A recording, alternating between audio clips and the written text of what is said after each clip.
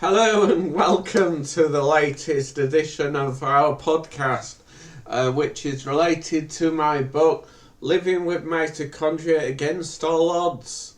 So welcome to this edition. And mainly I'm going to talk to you about going to the football this time around. As you may have read in the book, or hopefully have read in the book, or if you haven't already in the book, you'll soon read in my autobiography that I'm a big Liverpool fan. And last couple of weeks we've been twice. I went to the Liverpool-Brighton game, which unfortunately we only drew in. But never mind that. But it was a good day, and my friends picked me up, and then we went to the game, and then we came back. And again on Tuesday, I went to Liverpool Rangers game. It was a Champions League game, which we won, thankfully. But again, they picked us up, and they got a burger from the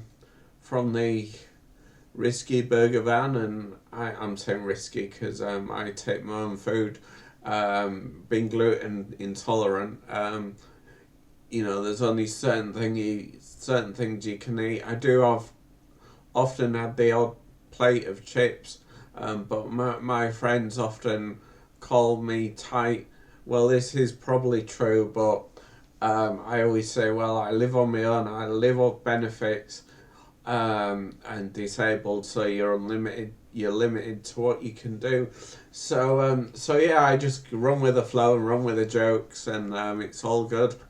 But it was quite stressful this week because I was at I'd been to my annual visit to Newcastle.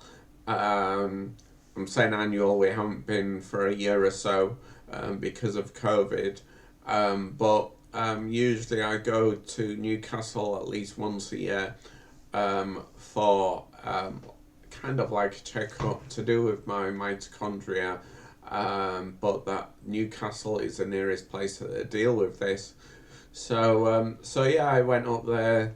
My sister took me up there, which in the past I've had to go by train because it's just getting there. But she said she was off for the day and she would take me, so that was great.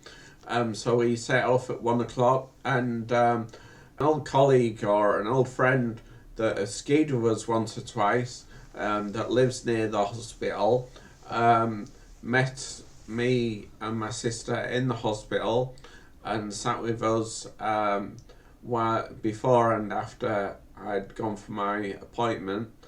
And then I came home, and it was quite, I don't know how people manage to work in those places, because afterwards you do feel really tired and really drained, and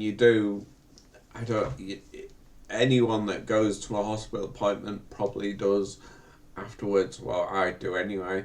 And when my friends came to pick me up on Tuesday night, he's like, "Ian, have you just got up? You look dreadful." I went, "Oh, thanks for that." But I was pretty tired, and I'm kind of still a bit drained.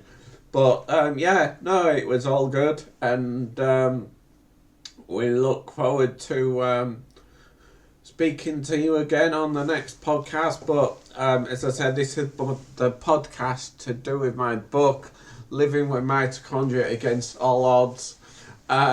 So hopefully I'll speak to you soon on the next edition of the podcast. Yeah. I'll do. Brilliant. That was round about, was it nearly 10 minutes? Oh, God, no, is it still doing it?